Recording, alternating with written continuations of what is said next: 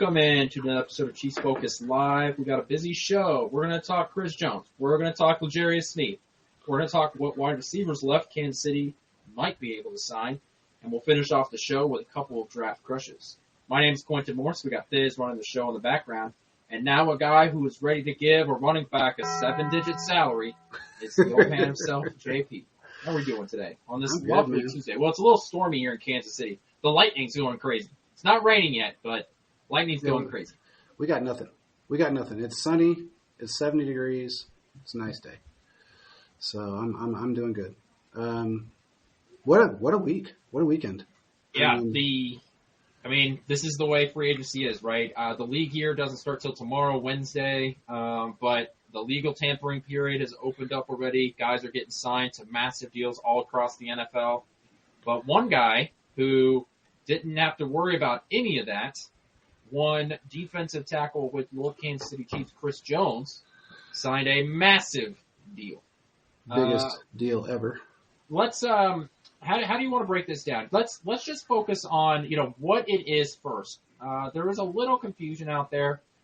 So let's just talk about the contract first, and then let's talk about our views on it, okay? I think that's the contract isn't that difficult. I mean, technically it's a 5-year deal, but in reality it's a 3-year deal. The way that the deal is structured, he has no guarantee in the 2027 and 2028 year. So his first 2 years are already guaranteed. The 2026 year gets guaranteed after the new league year in 2025. So that's the part that we really need to focus on. After that, he is cuttable, and Kansas City can really move on from him. Yeah, if they will, but I don't think they're going to. He flat out said he's going to retire in Kansas City. So yeah, what's that's up, man? a conversation that we need to, we can have in 2 years. I don't think he's going to leave. Right. But regardless, it doesn't matter. By the way, I don't know if you knew, but I was absolutely right that he was going to sign Saturday. But you thought he was going to go into free agency. Honestly, I did. I thought that he was going to. I mean, he waited so long. Oh, yeah, JP was right. There it is. There it is.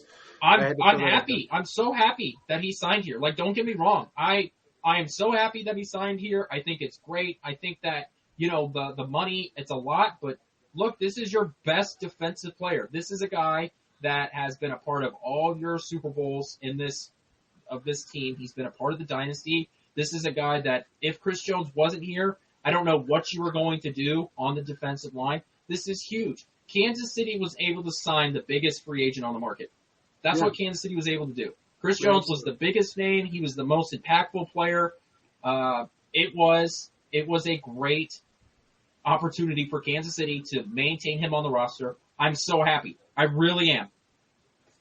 Yeah, I am too. Look, I knew that he was going to sign. I mean, there was a lot of conjecture and a lot of stories that he was, he loves to jack with fans. He really does. I mean, he put out there, somebody said, where are you going to go if you don't stay in Kansas City? He said the Raiders. Everybody knows he was never going to go to the Raiders. That was not even a question. He knew where he was going. Veach has been working on this for a year. This was something, and I don't think people realize this, but when he was in his holdout last year, Veach said, look, give me until the 2024 season. We'll get you signed to a long-term contract. That's why he came back as quick as he did. And he played on the tag. He got what he wanted. He's going to retire a Chief. It is what it is. So, I mean, I'm happy with the contract. He's happy with the contract. Everybody's happy. Everybody's happy he stayed home. He belongs in Kansas City. He's got roots here. So it is what it is. I'm glad he's where he's at. Look, and very rarely in today's, not just NFL world, but in sports in general, do you see a player, even a superstar player, play their career at one spot, right? We've seen a ton of great players, franchise-level players like Saquon Barkley, right? We saw that the Giants didn't re-sign him. He signed with the Eagles. So very rarely do we see superstar or great players across all sports play with one franchise their entire career. Not anymore. This contract, well, it doesn't guarantee anything. It makes it pretty close to a fully guarantee that Chris Jones will spend his entire career. Absolutely. Like I said, the Chiefs have an out after the 2026 year. It would be only $12 million in dead cap space. So if wait a minute, hold on. If that's the out, which it is, that's pretty much he's going to retire cheap because Veach will not have $12 million in dead cap. He refuses to have that. The most he's ever had is $7 million. Well, and that made him cry in a corner. Veach doesn't like to lose money. No, but if something happens, Kansas City does have an opportunity. They do have an out. Yeah. But his injury guarantees are huge. Yeah, I mean, the good thing for Kansas City is that this year his cap hit is just a little over $7.3 million. Yeah. So this contract doesn't really limit anything you're doing this year. The next couple of years is when it really jumps up. It's 34.8 in 2025. It's 41.1 in 2026. So this is going to, you're going to miss out on free agents or other moves because of the Chris Jones contract. That's the way that it is. This is a big contract. Well, not really. Let me ask you this, JP. Mm-hmm. What does Chris Jones have to do to live up to this contract?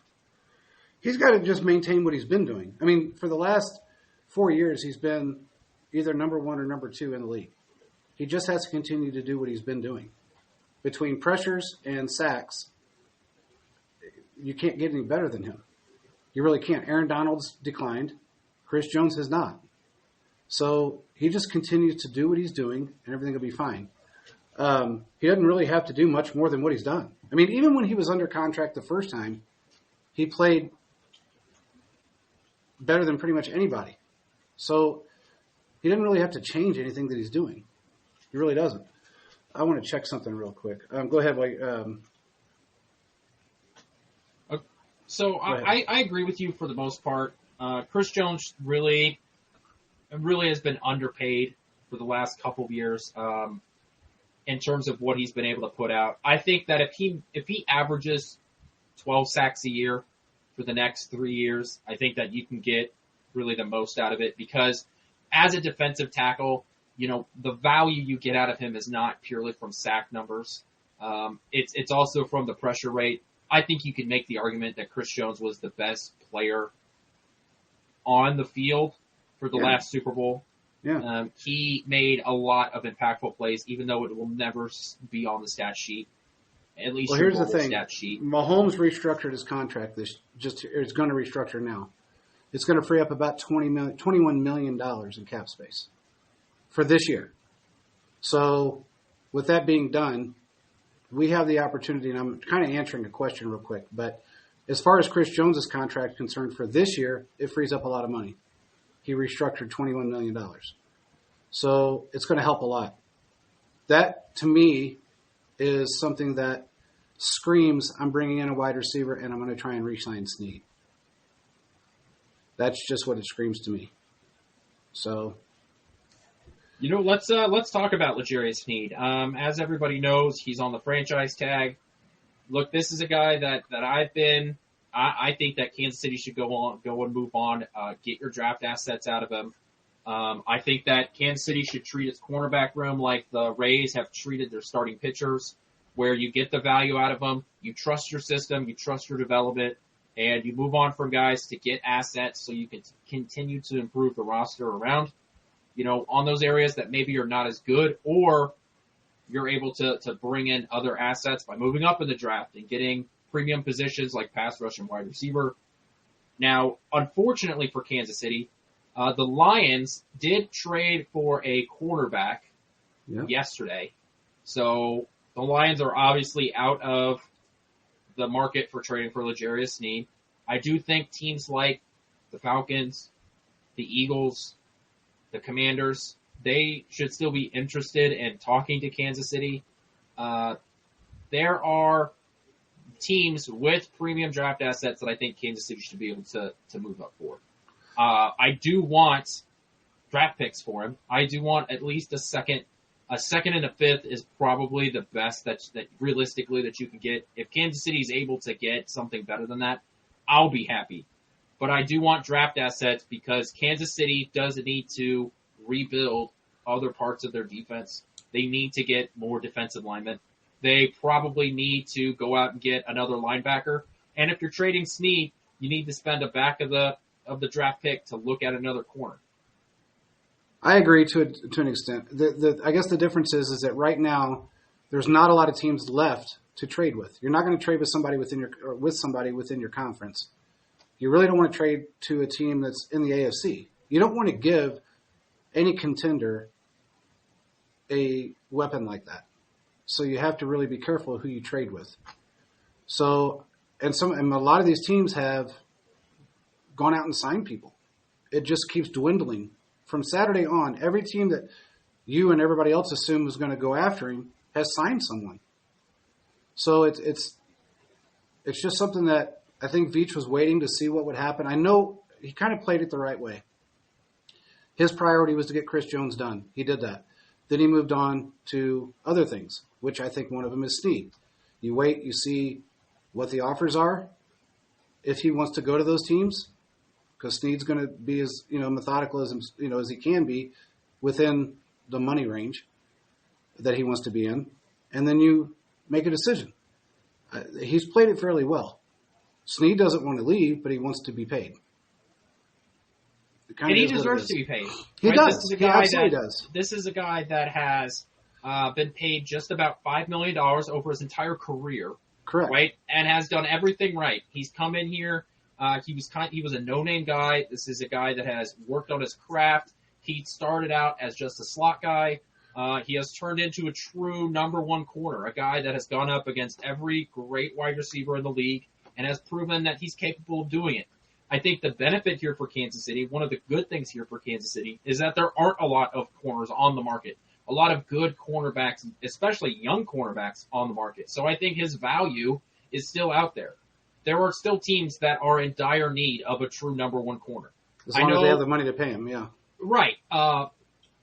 There are teams looking to rebuild their defenses, and there are teams looking for leadership qualities. Sneed, I think, is still going to be a high asset. Just because he hasn't been traded yet doesn't limit my cross thinking here that he's not going to get traded. Oh, I think there are there's teams a very good waiting for chance free he will. agency to run through that first wave, and at some point we're going to see Sneed get traded away, and Kansas City's going to get a couple of draft picks, and they're going to be able to either use those draft picks to trade up, or Kansas City is going to be able to use those to draft guys at that position wherever they are in the draft.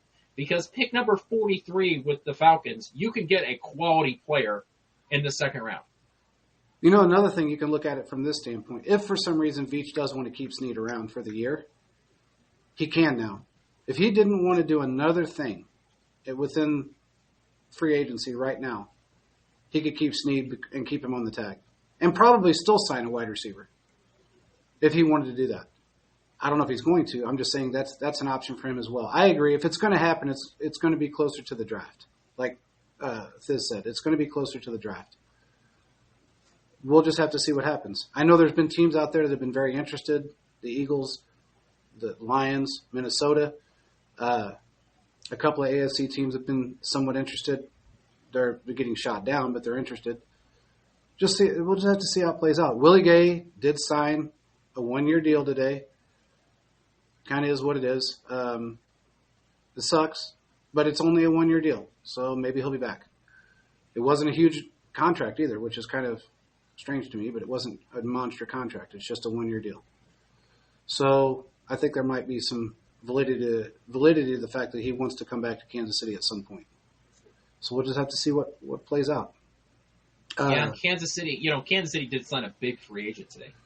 Yes, they did. James Winchester. That's right. Back to Kansas City. That's right. Yeah.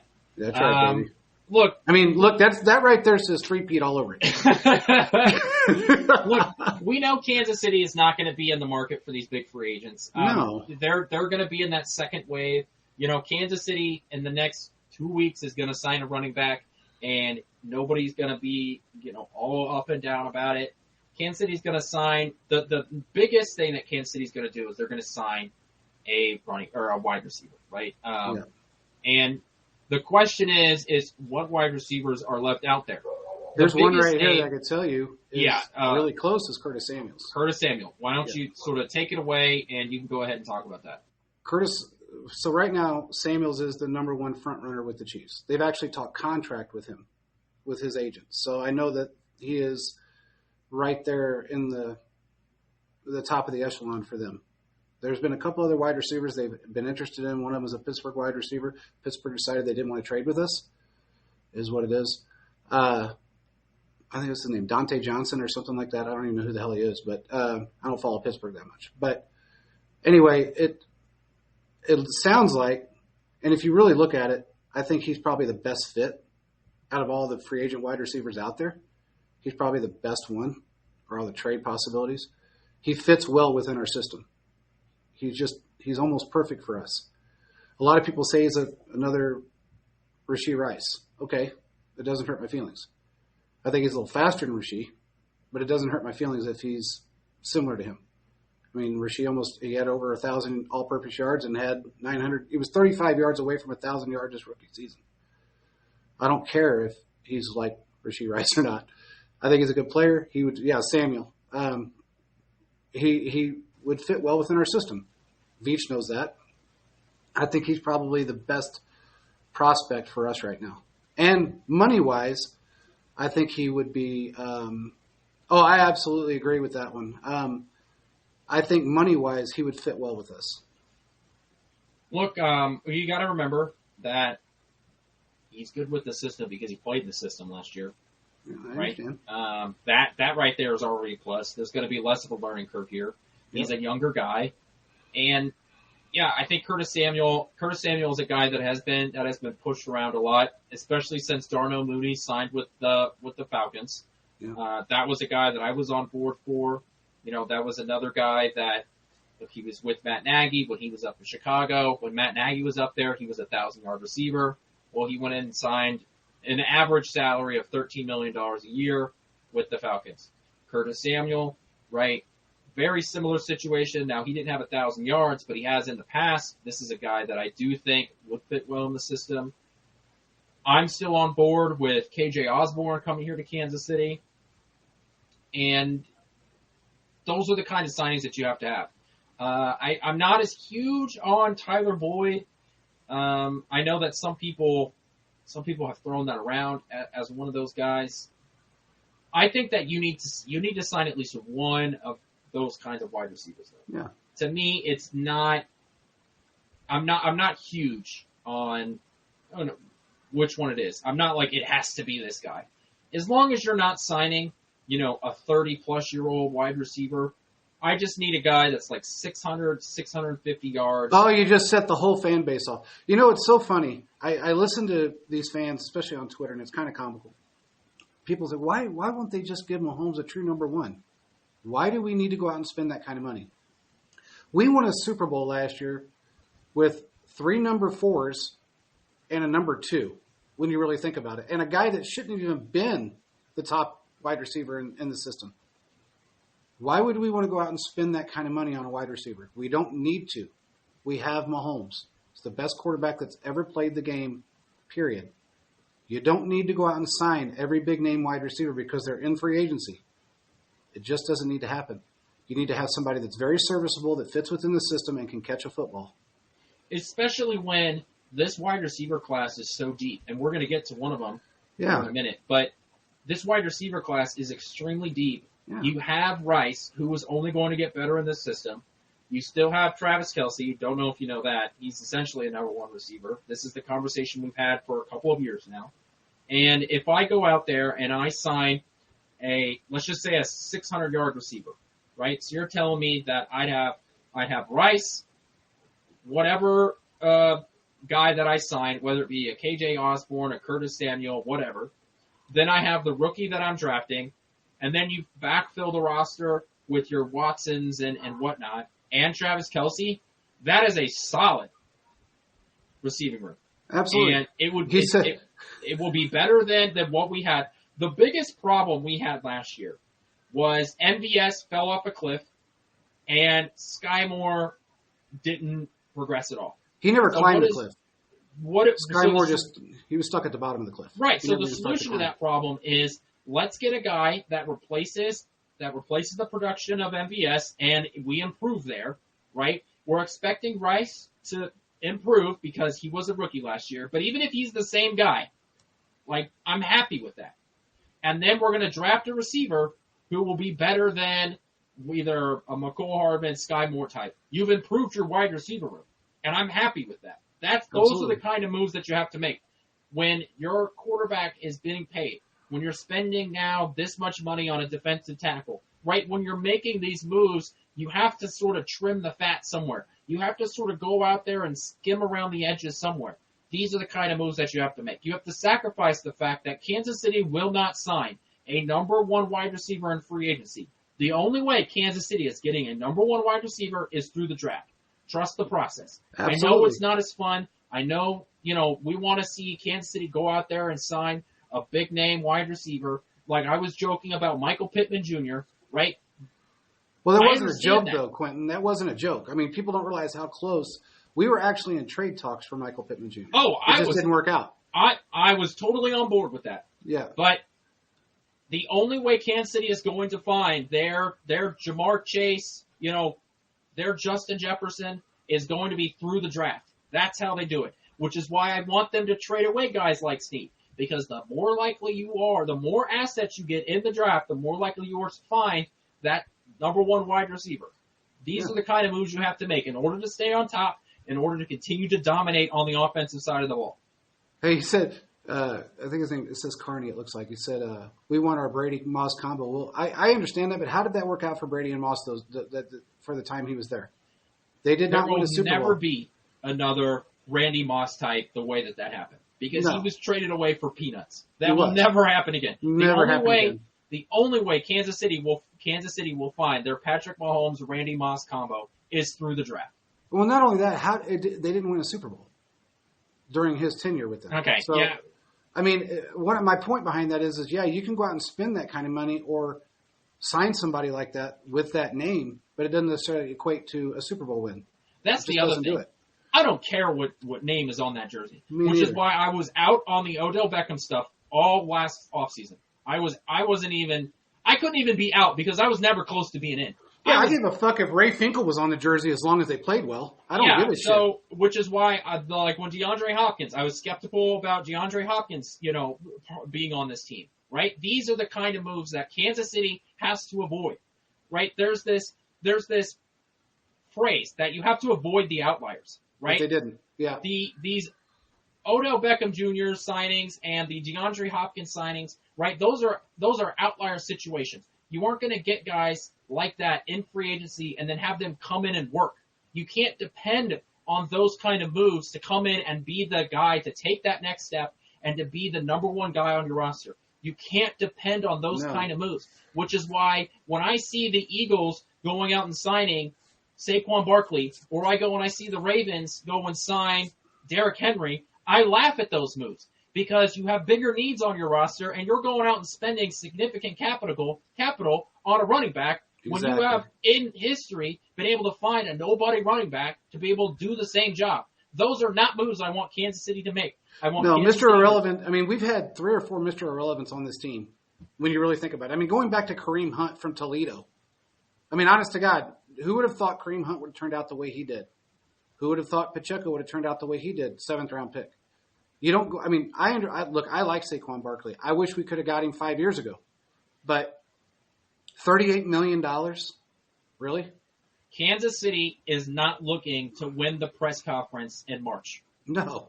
Kansas City is looking to hoist a trophy in February. Hey, they've gotten an F with that every year, and every year they get a fucking ring. So, I mean, look, you want to if anybody wants to an A+ or a trophy for the press conferences, that's great, but you got to go be a Ravens fan because that's what they do. I understand, man. I'm not going after you. Oh no, I'm not. I mean, I enjoy the conversations, but this is why Kansas City is making these kind of moves, right? Or the lack thereof is because you're looking to win championships, not to be able to hoist a jersey, during the big press conference when you're able to, to sign a big name free agent who ends up getting hurt midway through the season. And you put it in perspective, a lot of teams can't do that, okay? A lot of teams cannot do what we're doing right now and what we've been able to do over the last 6 years, really. It's very difficult to find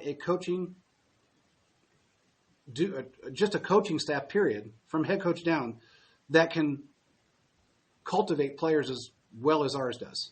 That's what's up, Joe. That's extremely difficult to do.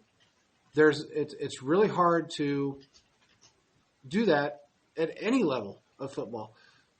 But the thing, I would have loved Terry McLaurin here. I was beating the table for him when we tried to get him 2 years ago.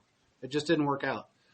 But yeah, a lot of it has to do with the coaching staff, and we have the best. I mean, between Andy and Joe Cullen and Spags, we really can't ask for much more.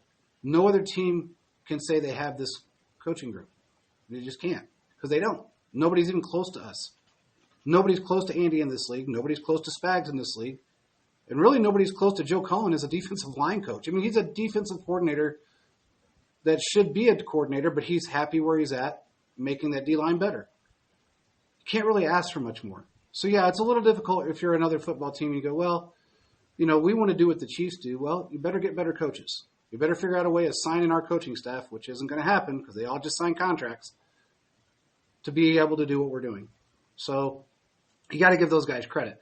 We can take, I mean, look, it goes back to Chris Conley and Albert Wilson. Look, those guys were nobodies prior to Patrick Mahomes.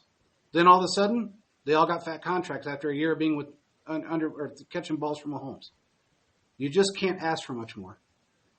Right now, and somebody has asked about Hollywood Brown. He's actually still on the table. So if anybody's still wondering, it's still a possibility for Hollywood Brown. Don't think it's not, because it is. He would be a cheaper option, I think, than Curtis Samuel, because really nobody's really went and banged the tables for him. So, Will asked, do you think that they will sign one wide receiver, or do you think they'll sign just two? one? Just one. I don't think they're going after two. Yeah, I don't think you need to, because you need 5 or 6 guys. I think Kansas City already has kind of what they need, and I'm expecting them also to draft a guy at 32. So if they're going out and they're signing, whether it's a Curtis Samuel or they're going to go out and they're going to sign a KJ Osborne, one of those guys, then all they need to do is go and invest a draft pick, right? Like that's sort of the move that I'm expecting them to make. Yeah. It's just, it's going to be very difficult for the Chiefs. We're kind of in the same position we've been in for the last 5 years. Nobody really wants to trade with us. So whether it be in the draft, they don't want to help us trade up. They don't want to trade players with us. They just don't want to deal with it. I mean, it just is what it is. You know, Pittsburgh put out the excuse today, well, they don't want to trade within the AFC. Well, weirdly enough, I got a feeling they would probably trade with the Raiders, because the Raiders don't have a shot in hell right now. Look at their quarterback. They just signed. But we do. And people, other teams are sick of us. So whoever we pick up is going to have to be a free agent or somebody that's cut, pre-June 1st or whatever the case may be. That's just how it's going to have to be. Yeah, and we still got Tony Moore and Watson. Actually, Watson took up some cap space this year again. So will the Chiefs re-sign McCall Hardman? Maybe. I think they probably happens, will. That's going to be a very late signing. It is. It's going to be late. I think that's going to depend on, a lot of things, mainly who they end up signing. But they're going to wait. That's probably going to be something that happens in like the end of June. Yeah, I mean, honestly. Post-draft, kind of like what happened last year. Correct. So with McColl, but they have everybody they need under contract right now, except for one wide receiver, which I think they're going to get pretty There's quick. also some intriguing names on the defensive line that are still free agents. Chase Young is still a free agent, which is crazy to me. I thought that he was going to get a contract pretty early. I know that, he's a guy that I think is a solid rotational piece. Look, there's a reason why San Francisco traded for him. I know he's had problems in the past with effort, but he didn't have a problem when he was with San Francisco. That was when he was with Washington. When he got to San Francisco, he was all in. So there are. Well, let's be honest. I mean, everybody had a problem with effort for the most part. Exactly. So there are some intriguing guys still in free agency on the defensive line specifically. To me, that's something that Kansas City does need to go after, because they have a ton of free agents on the defensive line. Yeah. Kansas City does need to go after the defensive line. I think they will address some of that in the draft. But when you're talking about Tershawn Wharton, Derek Nottie, Mike Dana, like all of these guys are free agents. Maybe you're able to bring one of them back. I think Mike Dana or Derek Nottie are coming back to Kansas City. One of those two. Probably Dana. I think it would be Dana over Nottie. But I don't think that Spot Track Spot Track has Mike Dana getting a 3-year deal worth $50 million. Like, he hasn't gotten it yet, but yeah, I know he's worth it. I'm talking about talent-wise. I think Dana's a better player. Those are the kind of guys that you're missing. Really solid rotational pieces that given the right team, can be a full-time starter. Kansas City needs to replace those snaps. And signing Chris Jones was, huge. I cannot overstate how important that signing was. Eric Armstead getting cut by the 49ers, right? If Kansas City can sign those guys, if they're going to sort of roll through that first wave, and all of a sudden, these really talented guys on defensive line or wide receiver, running back, whatever position you want to pick out, they're going to be guys that are going to wake up, in 2 weeks, and they're going to be like, how did I not get signed to this massive deal? It's the world's most expensive game of musical chairs. Okay? It is. There's only so many spots, and Kansas City is going to pull up with an extra chair, and it may not be made out of gold. Okay. Well, it might be because it has a ring connected to it. It's made out of gold. It'll be there, and Kansas City is going to sign somebody, and you're going to be like, how the hell did they end up in Kansas City? And that's why, because they're going to run out of chairs, and Kansas City will be sitting there with a nice, solid oak chair. Carney's got a pretty good point here. He said Sport Track had Akunda at 14 a year. You got 5 with Houston. That is true. That happens a lot. A lot of these guys are expecting big money, or they're projected to make big money because they were a great rotational piece, as Dana was, or Noddy for that. Noddy was not as good, I don't think, as Dana, but just as an example, a lot of times they don't get that kind of money. Teams go out and they sign other players. They look to the draft. They say, okay, well, this is a really heavy draft class in that particular position. So they don't put that kind of money into them. I don't know if Dana would pull that kind of money right now. I kind of seriously doubt it. There's not a ton of film on him, but no, he hasn't been signed yet. But there's enough to maybe get him a little bit of money. But again, I don't know, man. We'll have to see how that plays out. There's a lot of players. Some of these players get signed just because they're with us. They played for the Chiefs. That's the reason why they get signed. Some teams are stupid and spend way too much money. Some teams are a little more smarter about it, and they say, okay, wait a minute. We'll sign him if nobody else picks him up. We'll give him an opportunity. And that's kind of how they work it out. We just signed Irv Smith Jr., a tight end that played for Cincinnati last year. Signed him today. Fairly cheap deal, 1-year contract. People are asking why. It's not really because he played for San Francisco or for Cincinnati. We just needed somebody that can come in and be a good rotational piece in case a Noah Gray gets injured or something. That they're not really worried about Kelsey going down. They're more worried about maybe Noah Gray not fitting, working out as well or being injured. You also have to fill a 53-man roster. Exactly. So, you need a third tight end. And who knows if he's going to be – and honestly, who knows if he'll be here come training camp. By the end of training camp, he may be gone. Who knows? He could be a trade piece later on down the line for somebody that needs a tight end. Maybe somebody goes down for another football team. You end up with something from it. Just is what it is. He may be a practice squad player. We don't know yet. You need a third tight end. I'm happy about that signing so they can throw away that belldozer crap, okay? I don't want to see it anymore. I don't want to see a running back or I don't want to see a tight end get under center and try and get half a yard and end up losing. It worked a couple times, though. I got to give him I'm over it, okay? It did work a couple of times, though. All the tight ends, the running back room, hell, Andy Reid, okay? You need to get into the locker room. I need you to get a metal trash can. We're going to rip that page out of the playbook. We're going to put it in there. We're going to have a seance. We're going to catch it on fire. We're all going to just move on with our lives because I don't want to see that crap ever again. I don't think Andy's going to appreciate what you just said. You know what? Sometimes you got to hear things that you don't like, okay? Just the way but he's actually won Super Bowls, and you've watched them. So I'm going to go with what he has to say. You know what? I've watched more Super Bowls than he's been in, so get on my level, Andy. Well, anyway, he said Smith is there for Blake Bell and not. Yeah, I think it's a little bit of both. They were okay with Noah last year, but I think they wanted somebody who was a little more versatile too. I agree with you that he's there for Blake. Blake is more of a blocking tight end than he is anything else. Not a great receiving tight end, that's for sure. But I don't know. They're looking for a little bit versatility too, and that's what they're getting. You need a third tight end. This is a guy that has a history of catching the ball. His best year, he had like 327 yards for the most part. He's been relatively healthy. He missed some games last year. This is a tight end 3. That's his responsibility. I think he's better than the Belldozer. Not a hater, but a hater. So I don't know if he blocks as well. I mean, Bell blocks really well. I got to give him that. That's all he's good at. Those are the kind of moves that you got to make. Like I said, you got to fill a 53-man roster. Absolutely. And you don't know what's coming down the pike later on, so you fill with somebody that may fit, may not fit, a position of need to a degree, and then if somebody else comes along better, you got a trade piece. Doesn't really matter. But anyway, everybody was expecting big splashes again this year in free agency. I know everybody's been upset. No reason to be. We've not done a whole lot every year, and we've done pretty damn well. The one thing somebody asked me today about Juju Smith-Schuster.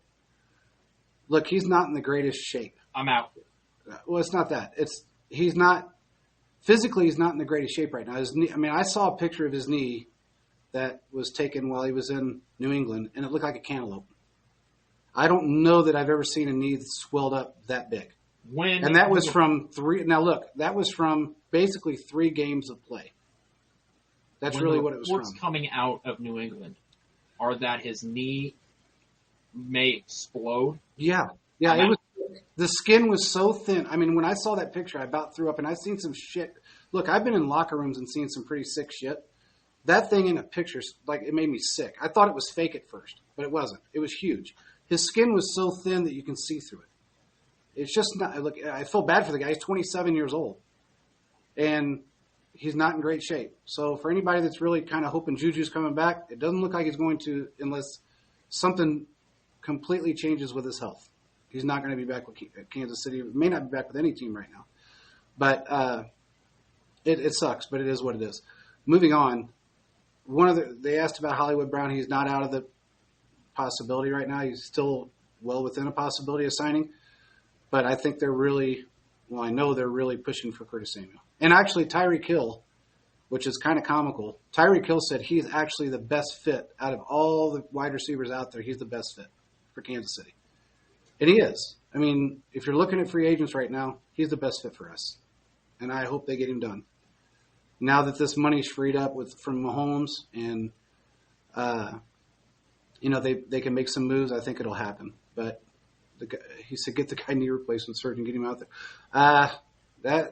That would make it worse. Once you have knee replacement surgery, you really don't have any agility anymore.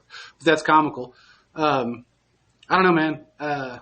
It's going to be it's going to be a lot of fun over the next 2 months. We're going to have a lot of fun on this show, that's for sure. Going through all the scenarios and everybody that's, being cut, maybe traded, who knows. So you're right. The fact that the Ravens signed Derrick Henry, kind of a large contract, in my opinion, wasn't huge, but it was enough. It was too much. Look, I'm sorry. He's going to be 31 years old. He did slow down a lot over this last year.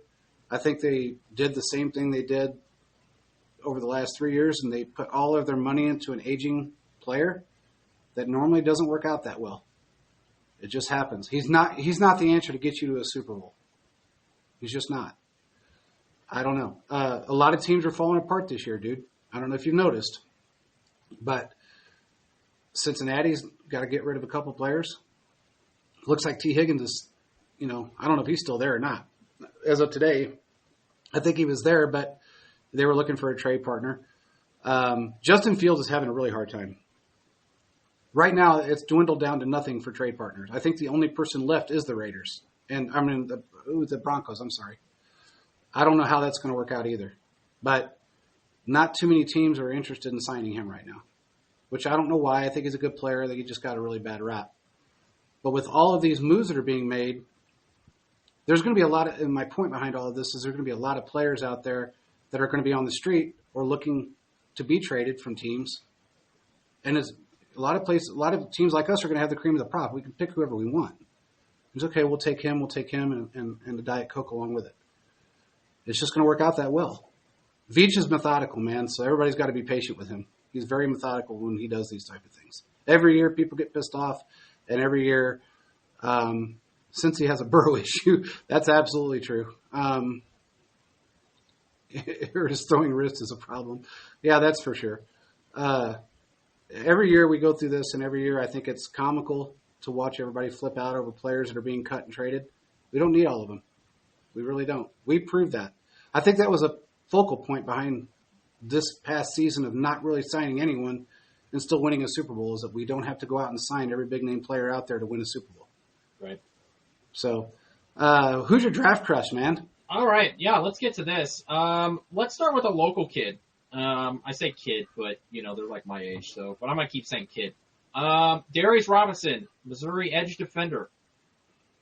This is a guy that really showed up during the Senior Bowl, right? Like he played well all year for the Tigers, but really didn't make his big impact on the draft prospects, Dale, until the Senior Bowl. He had an amazing Senior Bowl, really showed out. This is a guy that earned first team all senior honors, which is crazy because we all know the SEC is the best football conference in the United States, out of all of college football. He is a great rip and swipe guy. This is a guy that is able to stay home and is able to play the run, which is something that he is not seen a lot in college football. A lot of times when you've got pure edge defenders, they just go for the quarterback and that's it. Because he's 6'5", he's got long arms.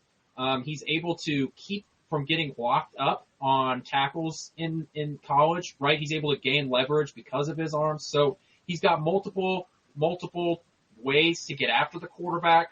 And I think that gives him a great advantage from the start. So I like him. He's got a ton of different moves he can use to get past tackles. So not only is he able to play the run and the pass, but he's able to beat some tackles in multiple ways, and that's huge. So while he still has a ton to learn, Darius Robinson, to me, that's a guy that I think Kansas City could get. Just another piece that you can add to the defensive line. I know Kansas City doesn't necessarily need somebody on the edge. You got to look for more interior players. But if he's sitting there in the second round, man, it'd be hard not to take him. Yeah, I agree. I have a couple. I'm going to start off, and I'm kind of going with offensive lineman guard. The dude is really good. Out of TCU. So. Yeah, he's out of TCU. He's like, it's actually bad, but Brandon Coleman out of TCU. The kid is really good. Got a lot, big kid, very quick, which is amazing for a 330-pound guy. He's really fast, very athletic for a lineman, has extremely long arms, a huge reach.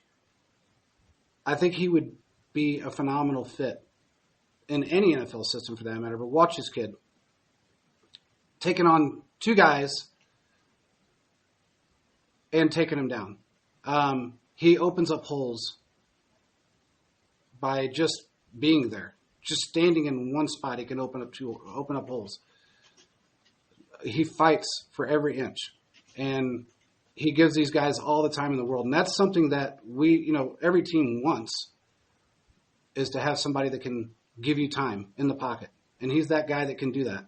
His pressure rate was really low. I think it was like 3.9 or something insane. He had a really low pressure rate. Would be a great fit. He didn't allow a sack. He didn't allow a sack last year. So did not allow a sack. I mean, he's one of the better players out there.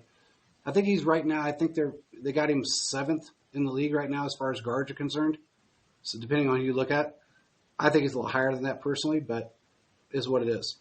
Who's your next guy? I just want to add on real quick. I'm on board with drafting a guard. I'm on the Cooper Beebe train, but that's my K-State bias probably. Yeah. But Kansas City does need to go out and get themselves a guard because Joe Thuney his contract's coming up.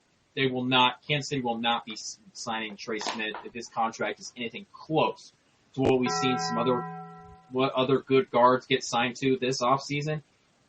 Trey Smith is going to go get a fat contract somewhere else. Plus, Kansas City, you could always use more offensive line depth. So I'm totally on board with spending a draft pick on a guard it's a big spot to where Kansas City needs to be a year or so ahead when they're drafting guys. And so especially when you're cultivating them, you've got it in that position with our football team and the quarterback that we have. You need to have these guys on or in the system and let them learn over a year or two, so you can really, they can just, it's a plug and play style situation. And I think he would fit that bill for us.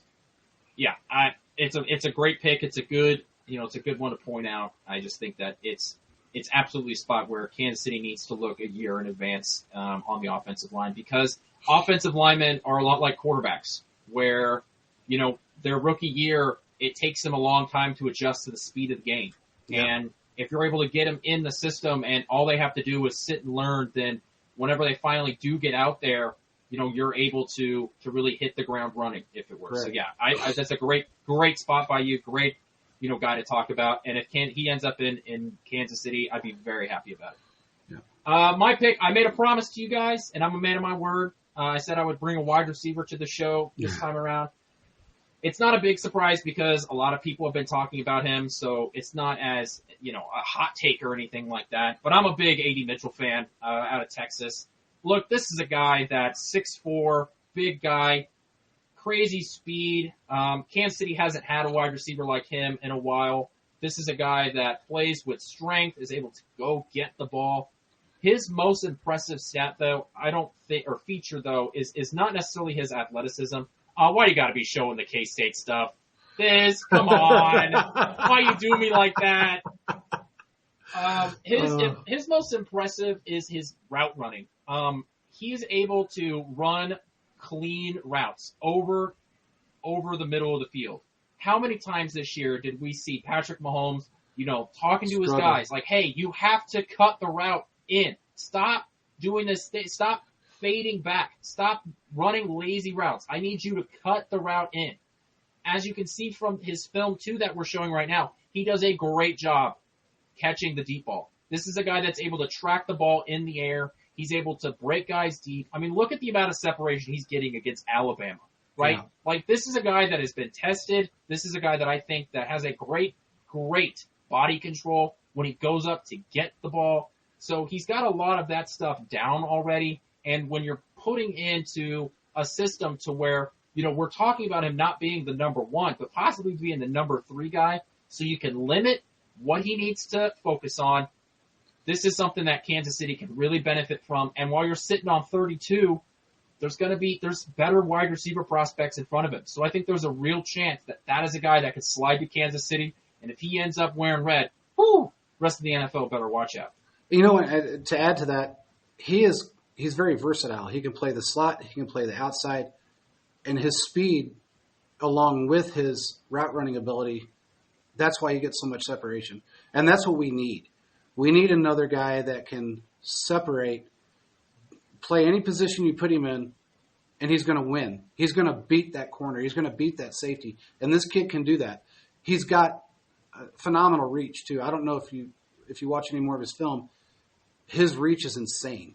The guy has got a huge jump and huge reach. He's a great 50-50 jump ball guy. That's a great pick. I would love to see him in wearing red. Yeah, him and Rashee Rice would destroy the NFL together. It would be, obviously there's things that he needs to work on. One of the things that continues to be brought up, there was a press conference or a sideline interview, I can't remember what it was, but he talked about how he doesn't run full effort on every single play. And a lot of people look down on that. But I push back on, what he meant by that. In college football, if you're the 3rd or 4th read on the play, the ball is never going to you. Because the quarterbacks in college football are not taught to go to your 4th read. No. They're taught 1 or 2 and that's it. Yep. So when he's talking about how he doesn't, when he runs the deep ball and he's the 4th read on a play, yeah, of course he's not running full effort down the field. The guy would be gassed before the end of the second quarter. So who was it that said that? Because I remember somebody saying that about Rashee Rice last year. Mitchell said it in a interview. He said that he didn't run full speed on every single one of his routes. And, I see what you're saying. And some people were talking about how that's a bad thing. But I'm just saying that I think what he meant by that is that, hey, look, I'm not sprinting 60 yards down the field when the ball's never coming to me because I'm the 4th read on the play. My job in that situation is to just move the safety over to the other half of the field so we can hit the little flat route, or we can hit the little curl route on the other side of the field. So I don't have as much of a problem with it. To me, this is not an effort thing for me. That has nothing to do with him as a player. I think that's literally him just noticing I can't run 80 yards every single play. Yeah. So if you're concerned about that, if you heard that interview, personally, I'm not, because I just think that, not that it was taken out of context, but I think there's just more depth to that conversation than the one snippet that got. Exactly. And also a lot of times that means, hey, you know what? Sometimes I can overrun the play because my speed is there. I've got, my legs are taking 3 yards at a time. And then you add my speed into that. I can overrun the play really quick. So he said Donovan Mitchell reminds me of George Pickens. Yeah, that's a good comparison. It's weird. I didn't go wide receiver this year just because. Don't worry. Or this week, I should say. I should say this week. I didn't go wide receiver because I figured you were going to. I think there was another kid that I liked a lot. Tyler Nubin, I'm sorry. This kid, he's a defensive back. Man, this kid is a beast. I know he's not the biggest guy. Everybody thinks that, you got to weigh 280 pounds. You don't. He is extremely quick, very fast, very athletic, can get anywhere you want him to be in the backfield in no time. I don't know if we have any clips of him right now, but if we do, we should play it because this kid is so fast. He reminds me, watch him jump off the ball. You see his speed is all over the place. He's there all the time. He's quick. He's agile.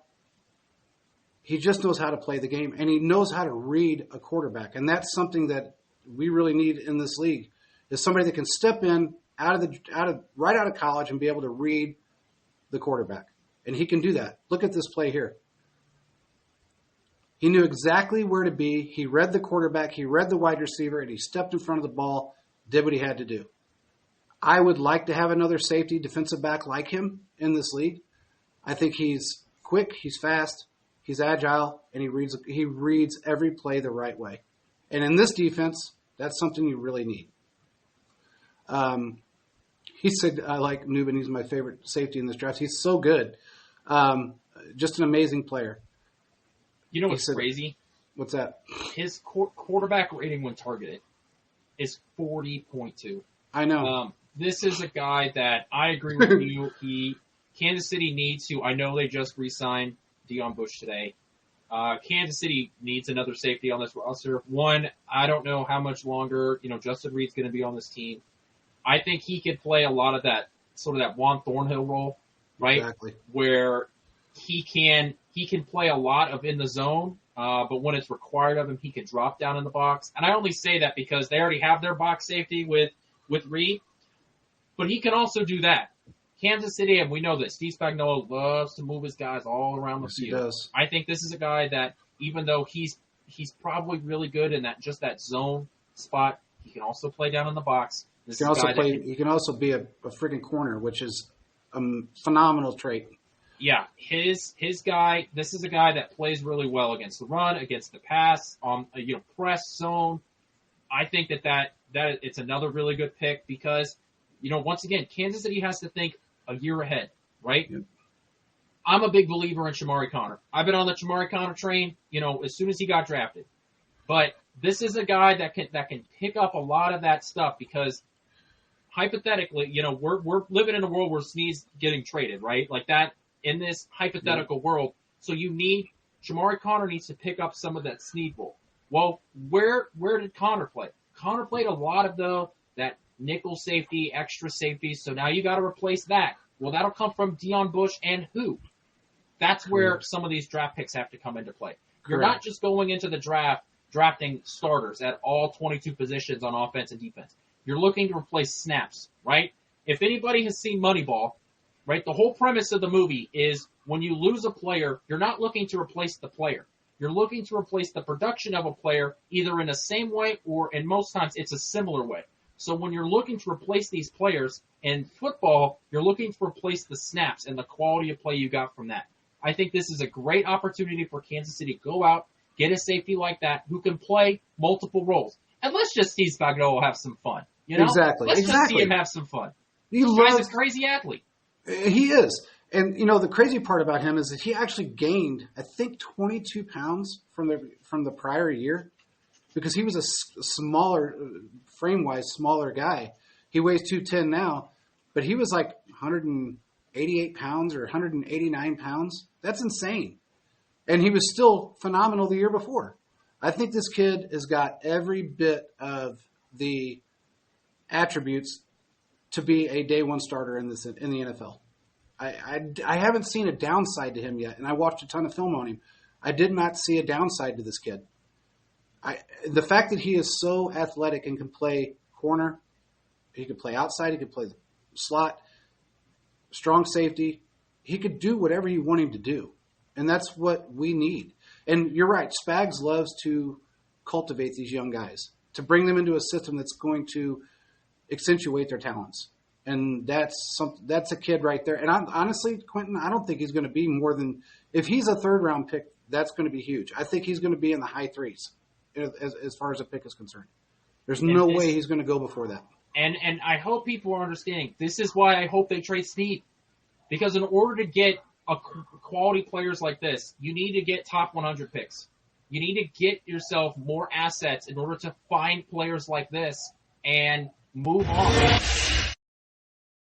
And get more assets to go out and maybe move up, maybe move back, right? The more lottery tickets you have, the better. And it's not just about, you know, not paying Sneed. It's not just about saving the $20 million by moving off the franchise tag.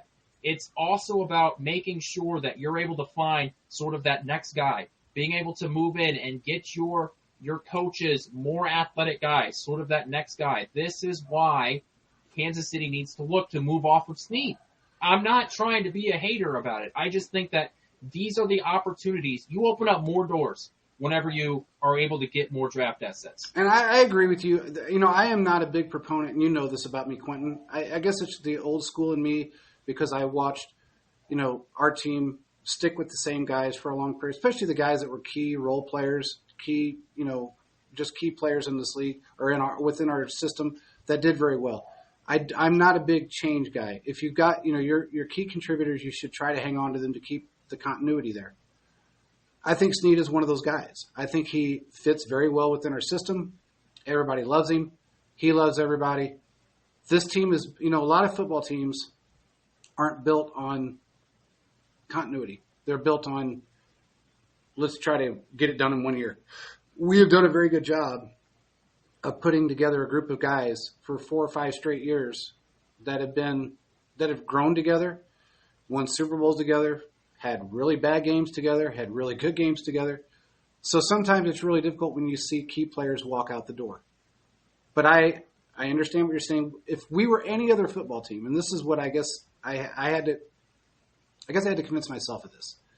If we were a different football team with different coaching, then I would say, okay, you know, this sucks. We're getting rid of a great player. We shouldn't do this. We have the coaching staff to be able to cultivate and develop these guys really quick. Yes. So it's, as much as I hate to say this, it sucks. If Sneed gets traded, he gets traded. It kind of is what it is. It is going to benefit us in the long run. And it actually pains me a little bit, and I got a cramp from saying that. But it's true. It's going to benefit us in the long run. There's a lot of talent in the draft right now. And that's where we shine, is cultivating young talent. We've done a great, especially on the defense side, but we've done a great job of that. We haven't had any misses. Over the last 3 years, we really haven't had a miss. Yeah. So there hasn't been a draft class, and maybe we do this for a show, right?